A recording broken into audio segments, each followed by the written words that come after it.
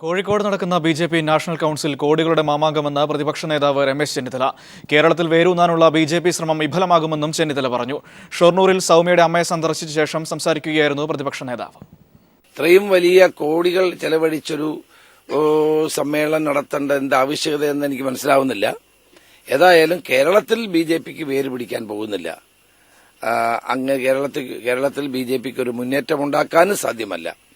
കാരണം കേരളത്തിലെ ജനങ്ങൾ മതേതര വിശ്വാസികളാണ്.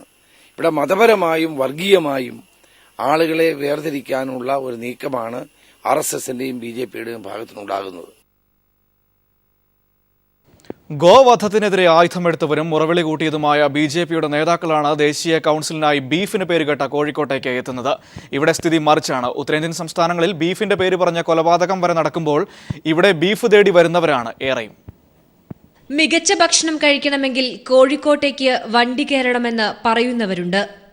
കോഴിക്കോട്ടെ രുചിയേറുന്ന ഭക്ഷണങ്ങളെ തേടിയുള്ള യാത്രയിൽ ബീഫ് തേടി വരുന്നവരാണ് ഏറെയും.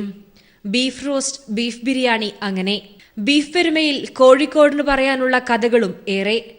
അങ്ങ് ഉത്തരേന്ത്യൻ സംസ്ഥാനങ്ങളിൽ ബീഫ് കഴിച്ചതിന്റെ പേരിൽ ആളുകളെ കൊല്ലുകയും പെൺകുഞ്ഞുങ്ങളെ വരെ ലൈംഗിക പീഡനത്തിന് ഇരയാക്കുമ്പോഴും ഇങ്ങ് ഒരുപാടകലെയുള്ള കോഴിക്കോട്ടേക്ക് ബീഫിനെ തേടി വരുന്ന ആളുകൾ നിരവധിയായിരുന്നു. ബി.ജെ.പി ദേശീയ കൗൺസിലിന് കോഴിക്കോട് വേദിയാകുമ്പോൾ ബീഫ് രാഷ്ട്രീയം ഒരിക്കൽ കൂടി ചർച്ച ചെയ്യപ്പെടുന്നതും അതുകൊണ്ടൊക്കെ തന്നെ. ബീഫിനെതിരെ ആയുധമെടുക്കാൻ ആഹ്വാനം ചെയ്തവർ തന്നെയാണ് ഇന്ന് കോഴിക്കോടിന്റെ മണ്ണിൽ മതം പറയാത്ത രുചിഭേദങ്ങളെയും ഭക്ഷണത്തിന്റെയും നാട്ടിലേക്ക് വിരുന്നെത്തിയിരിക്കുന്നത്. ബി.ജെ.പി ദേശീയ കൗൺസിൽ കോഴിക്കോട്ടേക്ക് എത്തുമ്പോൾ ബീഫിന്റെ രാഷ്ട്രീയം ചർച്ച ചെയ്യാതിരിക്കുന്നത് തെറ്റാവും എന്നത് തീർച്ച തന്നെയാണ്.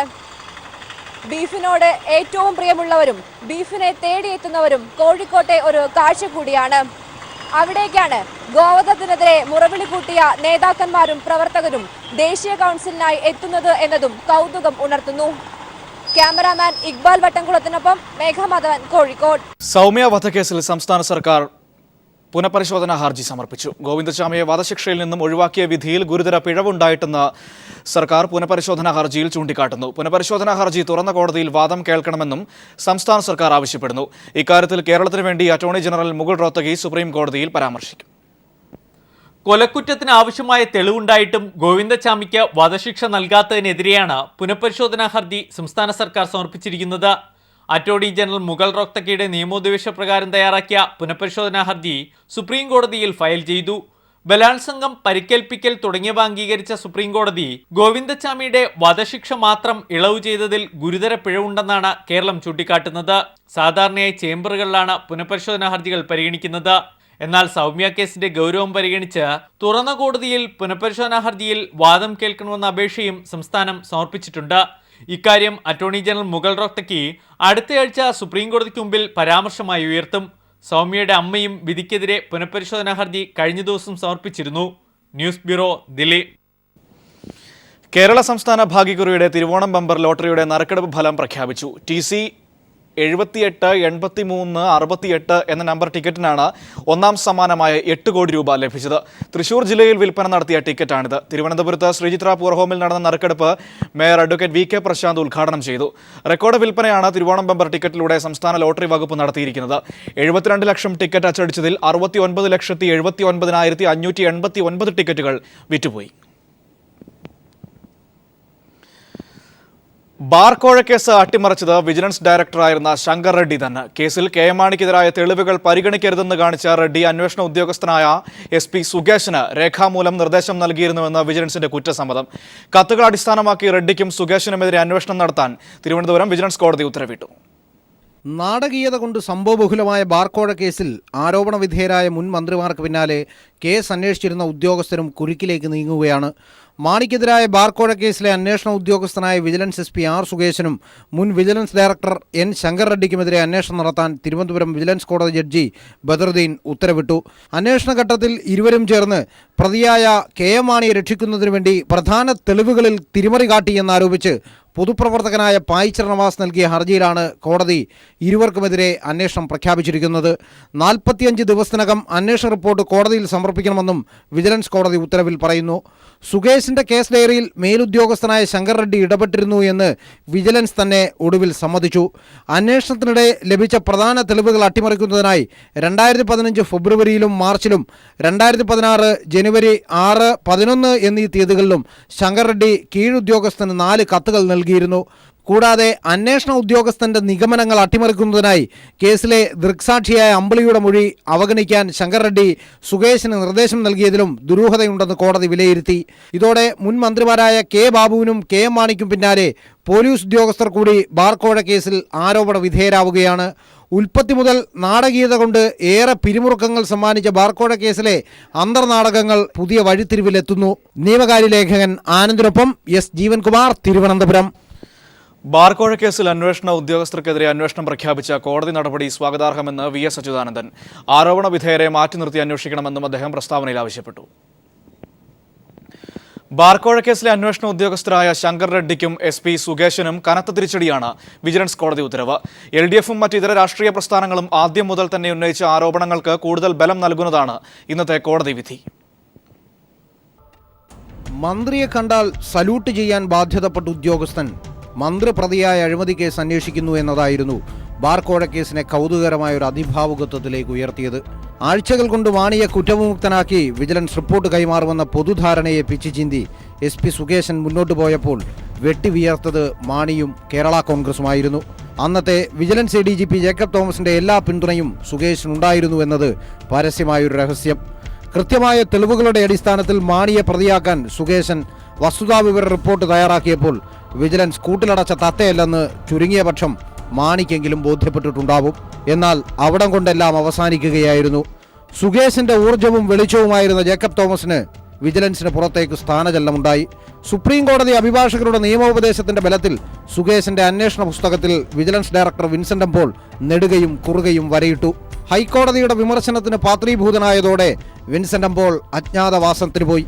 പകരക്കാരനായ ADGP റാങ്കിലുള്ള ശങ്കർ റെഡ്ഡിയെ വിജിലൻസ് ഡയറക്ടറാക്കി നിയമിച്ചതോടെ നടക്കാൻ പോകുന്നതെന്തെന്ന് ഏറെക്കുറെ അരിയാഹാരം കരിക്കുന്നവർക്ക് മനസ്സിലായിരുന്നു. ബാർക്കോഴ കേസ് അന്വേഷണത്തിന് മേൽനോട്ടം വഹിക്കാതെ സുകേശനെ കുരുക്കാനായിരുന്നു ശങ്കർ റെഡ്ഡിക്ക് താൽപര്യം. ശങ്കർ റെഡ്ഡി തെളിവുകളെ വളച്ചൊടിച്ചു, നായകരെ പ്രതിനായകരാക്കി. ബാർ ഉടമസ്ഥരുടെ യോഗസ്ഥലത്തെ സംഭാഷണ ശകലമടങ്ങിയ CD-യിലെ ഒരു പ്രത്യേക ഭാഗം അടർത്തിയെടുത്ത് സുകേശനെതിരെ ക്രൈംബ്രാഞ്ച് അന്വേഷണം പ്രഖ്യാപിച്ചു.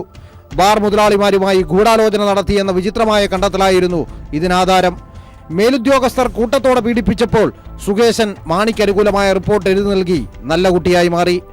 ശങ്കർ റെഡ്ഡി കുഴികുത്തി മൂടിയ തെളിവുകൾ കുഴിമാടത്തിൽ നിന്നും മാന്തിയെടുക്കാനുള്ള കോടതി ഉത്തരവ് നൽകുന്നത് ശക്തമായ സന്ദേശമാണ്. രാഷ്ട്രീയ യജമാനന്മാർക്ക് വേണ്ടി എന്തും ചെയ്യാൻ കാക്കയെ ഉപയോഗപ്പെടുത്തിയാൽ ഇന്നല്ലെങ്കിൽ നാളെ പിടുത്തം വീഴുമെന്ന സന്ദേശം. എസ് ജീവൻകുമാർ, തിരുവനന്തപുരം. സ്വാശ്രയ മെഡിക്കൽ കോളേജ് പ്രവേശനത്തിൽ ഏകീകൃത കൗൺസിലിംഗ് വേണമെന്ന് കേന്ദ്ര സർക്കാർ സുപ്രീം കോടതിയിൽ ആവശ്യപ്പെട്ടു. തീരുമാനം തിങ്കളാഴ്ചയെന്ന് സുപ്രീം കോടതി അറിയിച്ച വിവരങ്ങൾ മനു ശങ്കരൻ നൽകും. മനു, വിശദാംശങ്ങൾ എന്താണ്? മനു, എന്തായാലും കേരളത്തിലെ സ്വാശ്രയ മെഡിക്കൽ മാനേജ്മെന്റുകൾ നടത്തിയ കൗൺസിലിംഗ് റദ്ദാക്കണമെന്നാണ് നിലവിൽ ഇപ്പോൾ സുപ്രീം കോടതി മുമ്പാകെ കേന്ദ്ര സർക്കാർ നിലപാട് അറിയിച്ചിരിക്കുന്നത്. ഏകീകൃത കൗൺസിലിംഗ് കേന്ദ്ര സർക്കാർ തന്നെ മുന്നോട്ട് വെച്ചിരുന്ന ഈ കൗൺസിലിംഗ് നടപ്പാക്കണം. ഇതല്ലാതെ ഈ മാനേജ്മെന്റുകൾ സ്വയം ഏർപ്പെടുത്തിയ കൗൺസിലിംഗ് നിയമപരമായി പിഴവുകൾ ഉള്ളതാണ് എന്ന സുപ്രധാന കാര്യമാണ് സുപ്രീം കോടതി മുമ്പാകെ കേന്ദ്ര സർക്കാർ ചൂണ്ടിക്കാട്ടിയിരിക്കുന്നത്.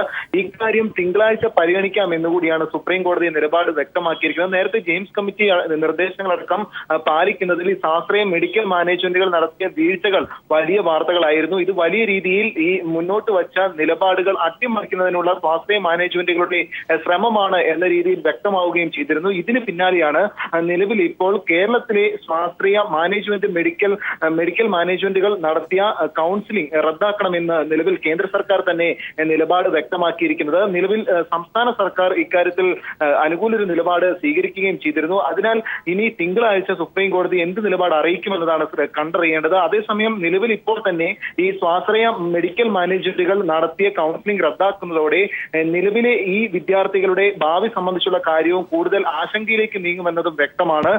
ഇക്കാര്യത്തിലും സുപ്രീം കോടതി തിങ്കളാഴ്ച ഒരു വ്യക്തമായ പ്രതികരണം നടത്തും എന്നാണ് പ്രതീക്ഷിക്കുന്നത്. മനു. ശരി, മനുവാണ് ദില്ലിയിൽ നിന്നും വിവരങ്ങൾ നൽകിയത്. റിയോ ഒളിമ്പിക്സിൽ ഇന്ത്യയുടെ മെഡൽ ജേതാക്കൾക്കും പരിശീലകർക്കും തിരുവനന്തപുരത്ത് സംസ്ഥാന സർക്കാർ സ്വീകരണം നൽകി. മെഡൽ നേടിയ PV സിന്ധു, സാക്ഷി മാലിക്, പരിശീലകരായ പുല്ലല ഗോപിചന്ദ്, മൻദീപ് എന്നിവരെയാണ് ആദരിച്ചത്. സംസ്ഥാന സ്പോർട്സ് കൗൺസിലിന്റെ ആഭിമുഖ്യത്തിലായിരുന്നു റിയോ ഒളിമ്പിക്സിൽ മെഡൽ നേടിയ ഇന്ത്യയുടെ അഭിമാന താരങ്ങളെ ആദരിച്ചത്. Thiruvananthapuram Cotton Hill government higher secondary school അങ്കണത്തിലായിരുന്നു ചടങ്ങ്. ഒളിമ്പിക്സിൽ വെള്ളി മെഡൽ ജേതാവായ PV സിന്ധുവിന് ആദരവിന്റെ ഭാഗമായി 50 ലക്ഷം രൂപയും മൊമന്റോയും സ്പോർട്സ് കൗൺസിൽ പ്രസിഡന്റ് TP ദാസൻ കൈമാറി. ആദരവിന് കേരള സർക്കാരിന് നന്ദി പറഞ്ഞ PV സിന്ധു കേരളത്തിൽ മികച്ച കഴിവുള്ള കായിക താരങ്ങളുണ്ടെന്നും അഭിപ്രായപ്പെട്ടു. I would like to thank the Kerala government who's been really very supportive and one thing sir, I think Kerala has a very good talent in sports as well as studies.